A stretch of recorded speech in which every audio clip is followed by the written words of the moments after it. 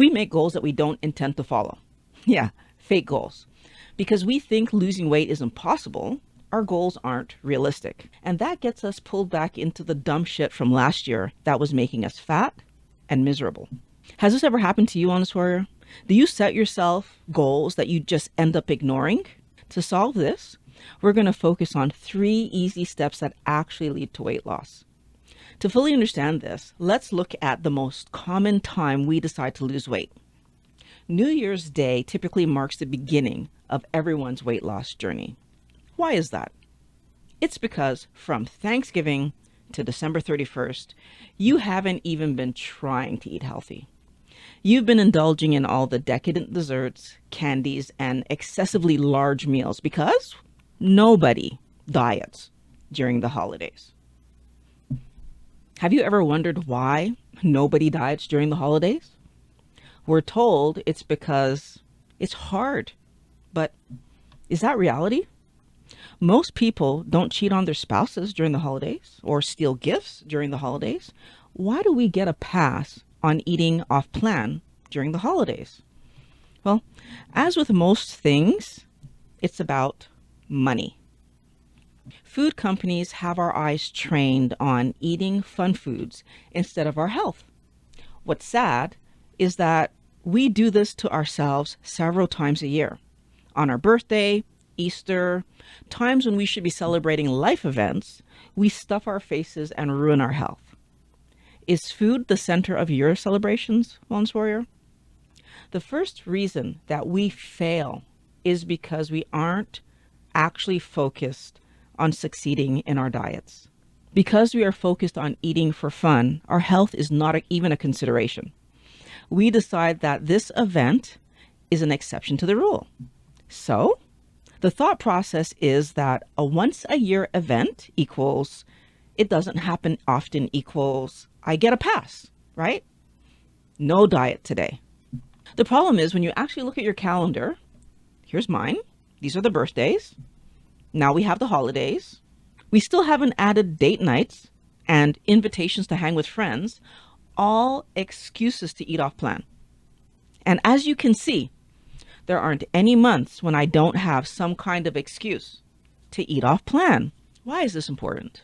Most of us have trouble getting back on track after a day off. Sometimes because the temptations are still around us, like leftovers, or in the case of Christmas, we're in a process of recovering from a whole month of eating off plan. We are so out of control by the time we notice our weight gain or return of joint pain from, in my case, or whatever it is that you were trying to solve with your diet, that it takes us weeks, even months, to get back on track. Do you see the problem? In the middle of trying to get back on track, another event happens. Our thought process hasn't changed, and so we either see this as another exception to eat off plan or feel deprived when we don't get to indulge in that next birthday cake or whatever holiday food is going to be placed in front of us. We think being successful in our diet means that we have flexibility to eat off plan and then jump right back into healthy eating, and our body isn't going to be negatively impacted. This doesn't happen, Wellness Warrior. It completely ignores all the chemical processes that are happening in my body when I eat the wrong thing, the emotional associations that we make to this garbage food, and the psychological triggers that fire off that keep us tied to junk food. It's a trap. Even if we could actually jump right back into eating on plan, that would mean that I would have eaten off plan 29 days, just counting holidays and birthdays.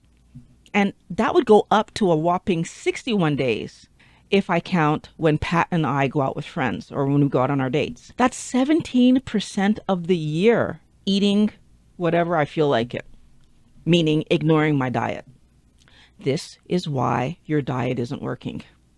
And by the way, we aren't factoring in that, for example, if you're doing a keto diet and you have insulin resistance because you're still trying to lose weight, it would take another 4 to 7 days to get back into ketosis. So I'm going to be conservative here. Let's estimate that 4 days, right?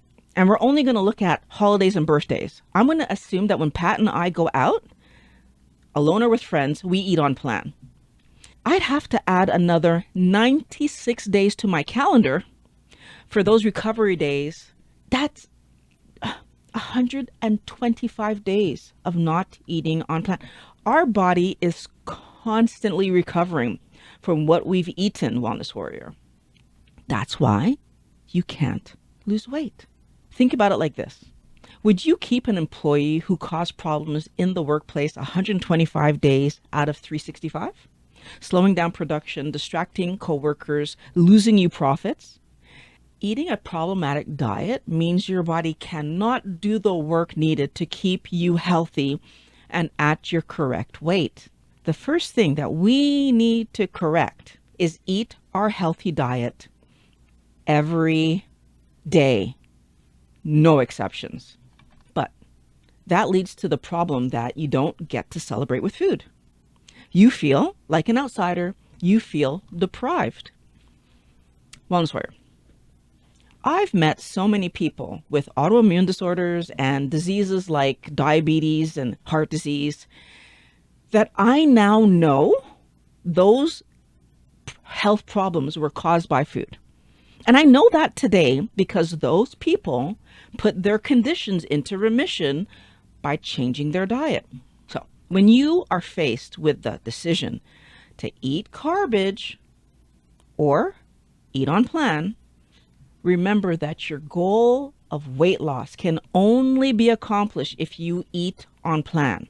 The food you eat determines if your body is inflamed and struggling versus healthy and in ketosis, which means that the second thing that I actually need you to do is to be focused on your real goal, which is getting healthy. It's so important for you to remember that your body's primary goal is to be healthy. If you give it the wrong food, it puts it in fat storage, your weight goes up. A healthy body regulates its weight. If you give it the right food, your weight goes down. But I know, I didn't answer the problem of you feeling deprived when everyone else is eating pizza and you have to order a steak. First, can I point out that in fancy restaurants, the adult menu tends to be the amazing cuts of meat, while the children's menu is the chicken nuggets, burgers, and pizza? We all claim to want to live like the 1%, right? That top of the top. But when we're given the opportunity, we complain. I want to take this a step further, though. If you were married to someone who hated pizza, would you insist that they eat it 61 days out of the year? Not likely.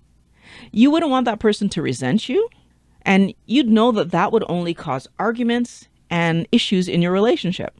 But somehow, despite our body reacting with inflammation, disease, and weight gain whenever we eat garbage, we keep eating it.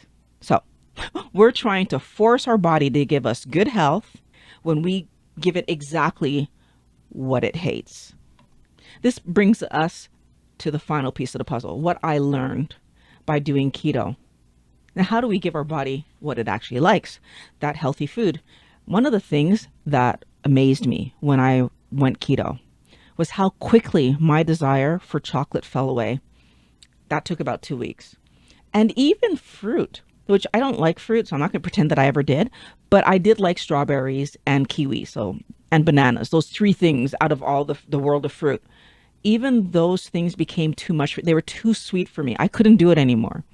My body was getting healthy food, but the surprising thing was I was liking the taste of the healthy food. What I learned in this video is the reason that I love the taste of healthy food.